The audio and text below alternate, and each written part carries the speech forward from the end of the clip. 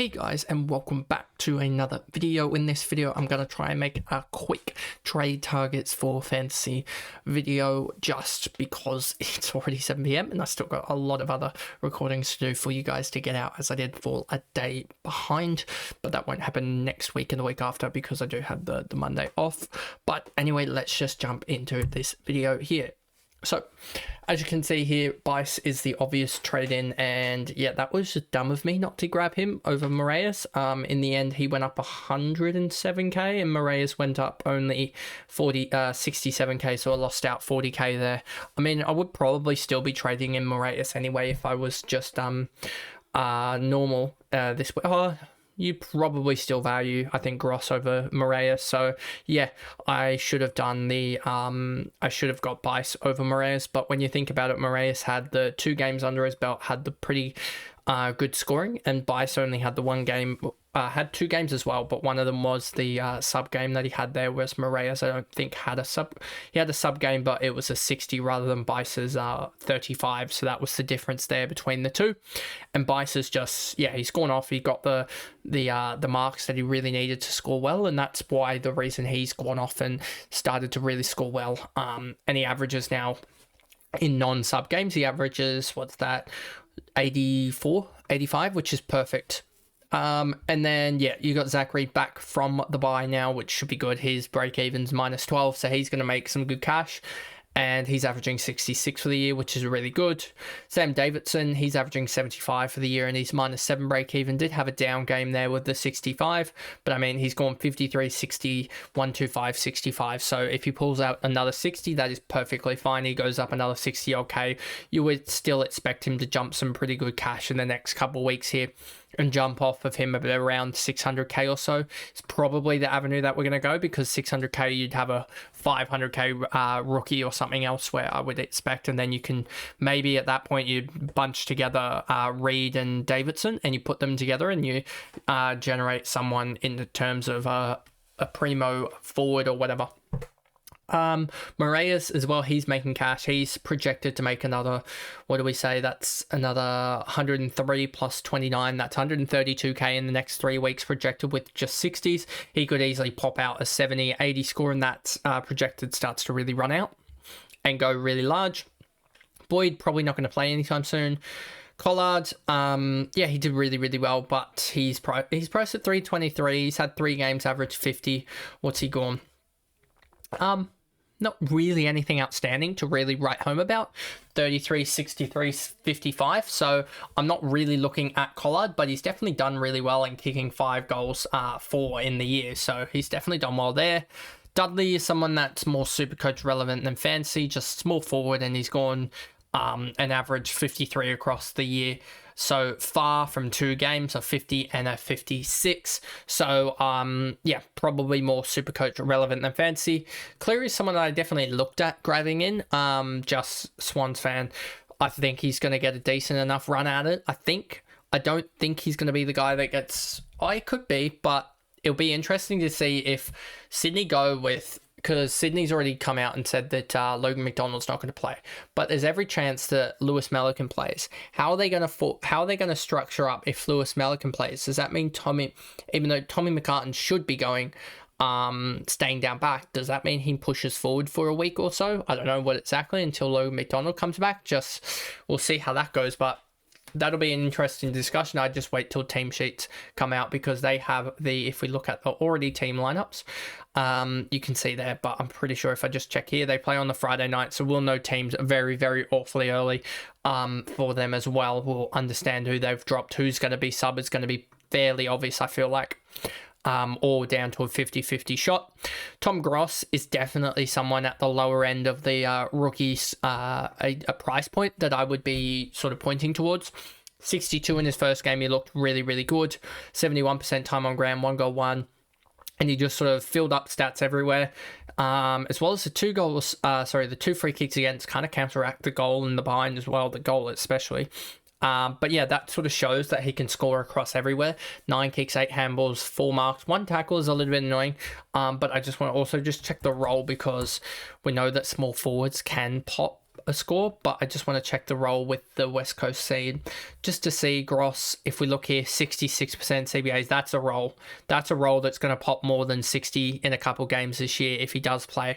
So yeah, I would definitely be looking at Gross for the next for this week as well. I think he's definitely the guy over Cleary, over Dudley, over Collard. If you haven't got a bias, like to the point that I'm if you've already got a bias, etc., to the point that, yeah, he's probably number 2 rookie, I would say, this week. I know he's got a 0 break even, but you're just going to see if he projects a 54. Look at this, a 54, and he's projecting 97, 102, 142k cash gen from 54s. And that's a role where he can pop a 90 in. So I'm even going to go on to DFS and show you his cash generation, even if we just say that he's going to average 65 or even just 70. You'll see him fly up in terms of his cash generation here. Gross, I spelt it wrong, of course I did. If we go to Gross here, 62s, and he goes up to 425k in the next 3 weeks, which is a cash generation of 164k. If we pump this to a 70, then that goes suddenly up to 453k, which is a cash generation of 192k from a 70. And say he has a pop game of a 90, then that suddenly goes up to 479, which is a cash generation of 218k in 3 games. So it's realistic for him to gain somewhere close to that, somewhere around that 200k to 170, 180k to 210, 220k, I think is realistic enough. Like that's him averaging, what's that, 230 in 3 games? That's only averaging like a 77 or so with a spike score in there. And that's not even that much of a spike score. So yeah, I just would watch with Gross. He might go quick here and really be generating cash.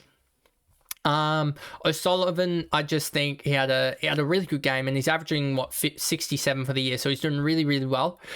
I'm just worried about, yes, Henry's out for 3-4 weeks, so his job security is there. I'm just worried. 1 game is all it takes with O'Sullivan here, and I'm just going to show it here. And this is the reason why I don't like picking up almost these mid prices at this point of the year. If we go to O'Sullivan and we just say he's just randomly going to have a freak 40 game. Let's just do this. He goes up 32k, then 27, then 24.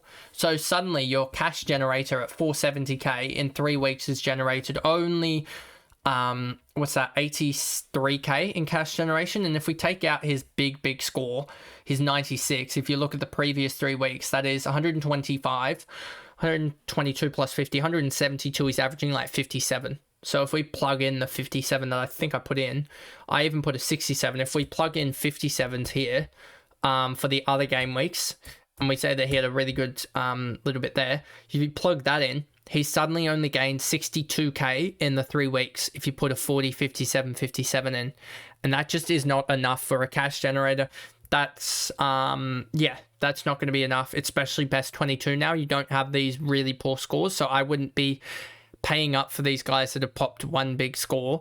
I would be paying down for the rookies so that you can, like Gross, like that of, Bice is different, I would say, comparative, because they play a different position. And Bice has done it twice. Like he's averaging 89 in the non-sub role. That's different to O'Sullivan's 57. But I would pay down on like Gross and guys like that. Travaglia, I don't know what his price is actually at the moment, but pay down for the lower end rookies, because that extra 100k is going to be valuable. Instead of, a lot of people there was quite a few messages already or comments being like, what's the best guy under 1 mil? And you actually look at it, and at this point, I just want to think, is there anyone else that I really like here that I should, Clay Hall, I would say I'd rather Gross over Clay Hall, to be honest with you. I think Gross showed a lot more, and also is cheaper. I think 50k cheaper, you take that and you run, and got a better break even. And there's no one else here really that I want to talk about. And then, yeah, so now we can transition to the coach's choice. And the one thing I'll say is, if we look at this and we go all prices 900k, the big question I got asked in the last 24 hours or so was the best guys under 1 mil. If you look at this and you look at the ownership, I'm just going to go off general stats here and just show you. If I go to price here and I go to under 1 mil, you'll see it, the guys here in the 900k range that are like, yeah, I don't want to even touch you. So you've got under 1 mil, you've got currently Raul English Wits. Dacos, I could understand to a certain degree, but having a tag this week, I don't want to touch this week. However, said that, I think he's going to be a guy in the future. Caleb Strong, a guy that didn't show up in my searches because I had him in my team, because I did it from the team, my team tab rather than this stat center tab. So he was already in my side, but he's probably the best one, but we're just putting it out there. Nankervis is already dropping. Hewitt's a tagger, so he's probably going to have, he probably won't turn up this week knowing how that he's probably not going to have to tag anyone. I mean, they could put him on Harley Reid, but I just don't think he's going to have to do much. You've got Kelly, no. McCluggage, no. McCluggage is like the third or fourth in the midfield, so I think his is entirely dependent on that 1-4-1, so no thank you. McRae, everyone has. No to Isaac Heaney. He looked still a little bit lost. Rory Laird got subbed out, so sub risk. Hayden Young, we haven't even seen. Max Holmes is coming off of a tag game, so you just wait for him to drop a little longer. So Ligo's not top of the line, and then you sort of see my understanding there going down the list there. And you've got Bailey Dale is probably the closest guy to, I think, being value. And he did have a shocking 63 against the Blues. But if you take that out, he's averaging 96 almost, which is close enough to the defender top of the line to be valuable, I think. But other than that, these guys are either like guys like Oliver. Chad Warner could be interesting. He needs, I think, 24% forward time or 27% forward time to get DPP. That'll be definitely interesting. Let me just bring in that one up, the bookmarks. He needs 27.8% forward time to get forward status, so that is definitely an intriguing one for Chad Warner. Although, is he really fantasy relevant given he's averaging 82, but he did get subbed out for a 41. If you take that 41 out, then he's got 287 points through 3 games, which is an average of 96. Again, that's top of the line in the forward line. So suddenly he becomes a question to be asked next week, I have a feeling. And then, yeah. So having said all that, let's just go quickly and run through the coach's choices picks. I'm pretty sure it's going to be double downgrade territory. Bice, yep. Gross, yep. Those are my 2 rookies that I'm actually probably going to be bringing in. Marek, understand that, but I don't like bringing in mid prices at this point of the year. He scored a 73. If he does well again, he's not really going to make too much cash.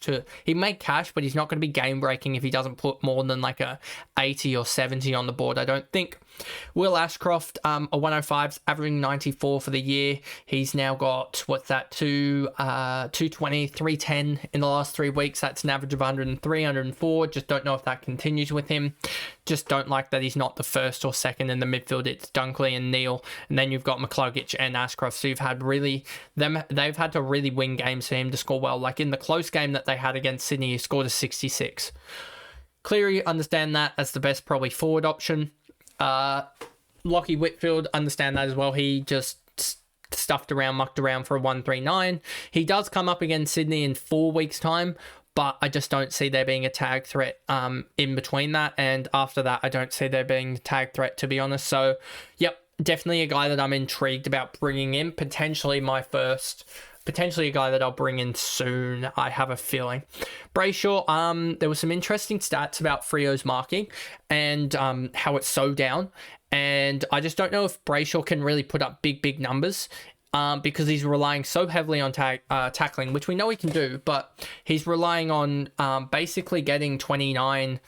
He has to almost get about 26, 27 touches a game, plus the tackling, just to stay up there. And if Freo go to a slightly more uncontested game, that's just not going to be possible. So, and also we have Hayden Young and Sean Darcy coming back this week, I want to say. So for Freo, and I don't think Five's back this week. I don't know about there's been a lot of injury chaos, I feel like. So yeah, I just wait a week on Brayshaw and just see how that goes. Josh Dunkley, a guy that I'm definitely intrigued about getting just because of his consistency. He's done really well and has a really good run to go here. Tom Stewart, a guy that you can probably wait another week on, I'd say. Just wait to see because he does still have that 9 relatively in his system. And I think that at 800k next week, he could be a really just easy upgrade, almost a chip up with someone. So there's that with him. Hewitt, Chera, no. El Hawley, I understand to a certain degree, but he is still 230k. I don't think you have to go for him. I think even if he does score really well, we saw this with like Riley Bice a couple of weeks ago. We can basically wait on El Hawley another week and then jump on him. If he gets out of the sub role. Merritt is a guy that I'm looking at as well. Definitely a guy that is just ultra consistent. Dropped the 96 as his low, and that could I don't know about his season low in the last couple of years, but I wouldn't be surprised if that's close to his season low in the last couple of years. Low last year was a 64, but if you take out that 64, it's a 78. Yeah, it's a 78, then is it an 81 after that? An 81 or an 80, it's an 87 after that. So if you take out his his lowest score last year, his two lowest scores last year, his lowest after that is an 87, which just shows his consistency. He's an absolute gun. You can see it even in the year before as well. His lowest was an 80. The year before that, I wouldn't be surprised if it shows an 80 as well. A 51, he must have got injured or something there. But you can just see he got tagged in that game for a 51. I can tell you that for a fact. And yeah, after that was a 55 against the Giants. Don't know if he would have got tagged in that game. But outside of that, it's 86s, 85. So that's his low, which is just outstanding. So that's why Merritt is just one of the guys that's always going to be in sort of M1 to 4 contention, I feel like.